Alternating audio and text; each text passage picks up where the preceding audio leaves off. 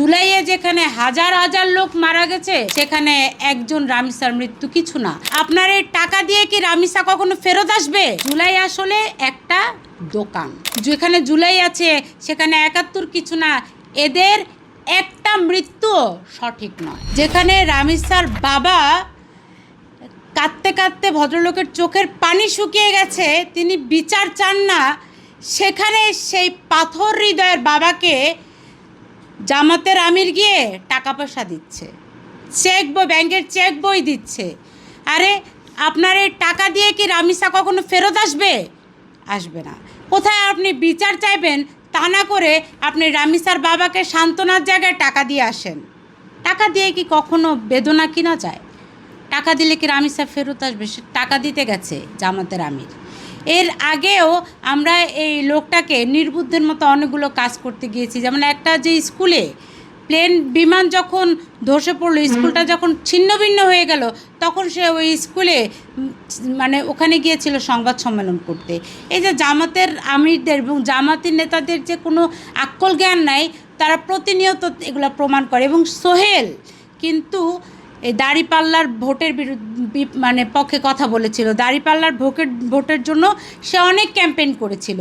আর সোহেলের মুখে দাড়ি আছে এবং সোহেলের যে প্রোফাইল পিকচার ফেসবুক, সেখানে দেখা যায় যে হাদির ছবি দিয়ে রেখেছে। এগুলো সবই চেতনা বিক্রেতা, জুলাই বিক্রেতা, জামাত দাড়িপাল্লা বিক্রেতা, তাই না? এখন ওই যেই সোহেল এই জামাতের আমিরদের লোক, এই জামাতের আমির আবার গেছে রামিসার বাবাকে সান্ত্বনা দিতে টাকার বিনিময়ে। ধিক্কার জানাই আসলে জামাতের আমির প্রতি। রামিসারকে কেন্দ্র করে আমরা আরও একটা বিষয় দেখলাম যে সেখানে বলা হচ্ছে যে জুলাইয়ে যেখানে হাজার হাজার লোক মারা গেছে সেখানে একজন রামিসার মৃত্যু কিছু না। অনেকেই এই কথা বলছে। এটা কি ধরনের কথা? এরা আবার যেখানে হামের ৫০০ জন বাচ্চা প্রায় মারা গেছে, তারা এটাও বলেছে জুলাই জঙ্গিগুলো যে জুলাইতে তো হাজার হাজার লোক মারা গিয়েছে, হামে তো ১,০০০ শিশু মারা যায়নি, তাহলে এটা কোনো বিষয় না। ওদের কাছে কোনোটাই কোনো বিষয় না। এই জুলাই জঙ্গিগুলোর কাছে কোনোটাই কোনো বিষয় না। রামিসাও কিছু না, আসিয়াও কিছু না। হামে যে এত এত বাচ্চা মারা যাচ্ছে, হামে যে এত এত হাহাকার, বাবার দৌড়াদৌড়ি, মায়ের হাহাকার, আর্তনাদ, কোনোটাই কিছু না। এদের কাছে শুধু জুলাই সব। অথচ জুলাইতে যে ৮৩৬ জনের নাম সরকারি গেজেট অনুযায়ী আছে, এই ৮৩৬ জনের ভিতরে একটা একটা করে যে জুলাইতে শহীদ হয়নি, তার প্রমাণ বেরিয়ে আসছে। তার প্রমাণ কি? একটা প্রমাণ আমরা দেখতে পেলাম যে কুড়িগ্রামে আশিকুর রহমান একটা ছেলেকে এই জুলাই যোদ্ধা হিসাবে, জুলাই শহীদ হিসাবে কুড়িগ্রামে দাফন করা হয়েছিল।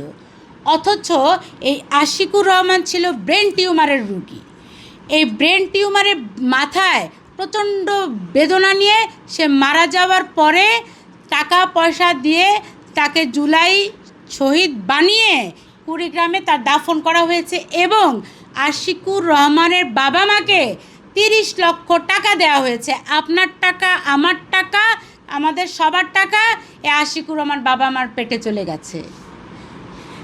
আরেকটা হচ্ছে লালমনিরহাটে বিদ্যুৎস্পৃষ্ট হয়ে মারা যাওয়ার পরে সেই ছেলেটাকেও কিন্তু মারা যাওয়ার ১১ মাস পরে জুলাই যোদ্ধা বানিয়ে তাকে জুলাই শহীদ হিসেবে কবর দেওয়া হয়েছে।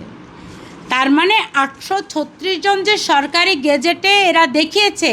আর এই যে জুলাই জঙ্গিগুলা চিল্লাচিল্লি করে, লাফালাফি করে প্রতিদিন যে জুলাই জুলাই জান দিব, জুলাই দিব না, জুলাই সব, যেখানে জুলাই আছে সেখানে ৭১ কিছু না। এদের একটা মৃত্যু সঠিক নয়। আরে আবু সাইদকে তো এরা নিজেরা মেরেছে। আবু সাইদের লাশকে উঠান। নতুন ধারা বাংলাদেশের পক্ষ থেকে আমরা প্রত্যেকবার দাবি জানিয়েছি আবু সাইদের লাশকে উঠান।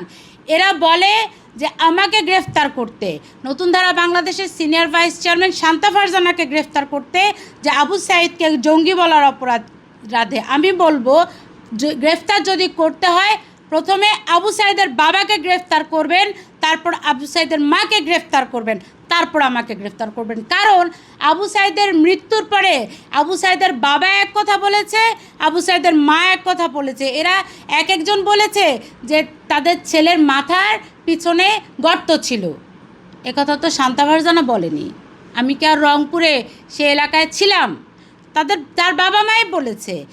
দেখেন, পুলিশের ছুঁড়ে মারা রাবার বুলেটে মৃত্যু হয়, এটা কেমন? রাবার বুলেটে তো কখনো কারো মৃত্যু হতে পারে না। খুব কাছে থেকে যদি কেউ গুলি করে তাহলে তার হাত ভাঙতে পারে বা কোনো হাড় ভাঙতে পারে সর্বোচ্চ। তার শরীরে তো রক্ত ঝরবেই না, তার শরীরে তো কোনো বুলেটের চিহ্ন ছিল না, তাহলে তাকে মারলো কে? এই যে জুলাই আসলে একটা দোকান। জুলাই আর কিচ্ছু না, এটা একটা দোকান। কারণ এই জুলাইকে কেন্দ্র করে অহরহ মামলা বাণিজ্য করেছে। কিভাবে? এই মামলা বাণিজ্যগুলোতে এরা নিয়ে এসেছে রাজনৈতিক প্রতিপক্ষকে। এই মামলা বাণিজ্যতে তারা নিয়ে এসেছে ব্যবসায়ীদেরকে, তারা নিয়ে এসেছে বিত্তশালীদেরকে। এক একটা মামলায় 50, 60, 70 জনের নাম এনেছে হত্যা চেষ্টা আসামি বানানো, এবং ঘরে ঘরে গিয়ে বলেছে তোর নাম কিন্তু মামলায় দিয়ে দিলাম, নাহলে এত কোটি টাকা দে। চাঁদাবাজি করেছে জুলাইকে নিয়ে। তাহলে জুলাই একটা দোকান হিসেবে জুলাইকে খুলেছে, তাই না? অতএব আমরা বলবো, যারা জুলাই করে প্রত্যেকটা জুলাই জঙ্গিকে এখন ধরেন এবং এদের মোবাইল সবার আগে নেবেন।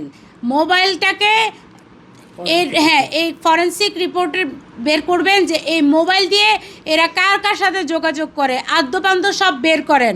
প্রত্যেকটা জুলাই জঙ্গিকে ধরেন, কারণ এরা স্বৈরাচার নিপাত যাক এর স্লোগান দিয়ে এরা নিজেরা স্বৈরাচার হয়ে এবং ইউনূস নামক এক মহা স্বৈরাচারকে আমাদের ঘাড়ে বসে দেশটাকে আমেরিকার কাছে বিক্রি করে দিয়েছে। আমরা তো নতুন এক স্বৈরাচারকে বিদায় দিয়ে আরেক স্বৈরাচার চাইনি। ইউনূসের মতো স্বৈরাচারের কারণে আমাদের দেশে কত বাচ্চা মারা যাচ্ছে, অথচ বিএনপি আছে সেই আওয়ামী লীগ সরকারকে দোষারোপ করতে।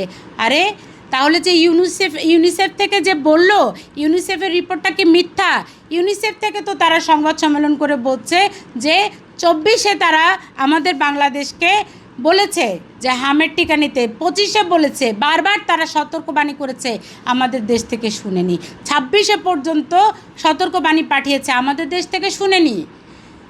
বিএনপি সরকারের প্রতি আমার আহ্বান থাকবে, আপনারা কাদা ছুড়াছুড়ি না করে খুব দ্রুত সমাধান করবেন, হামের টিকার ব্যবস্থা করবেন। সামনে ঈদ আসছে, অথচ মানুষ মারা যাচ্ছে, কোনো কিছু করতে পারছে না। ধর্ষককে ফাঁসি কার্যকর করে দিন।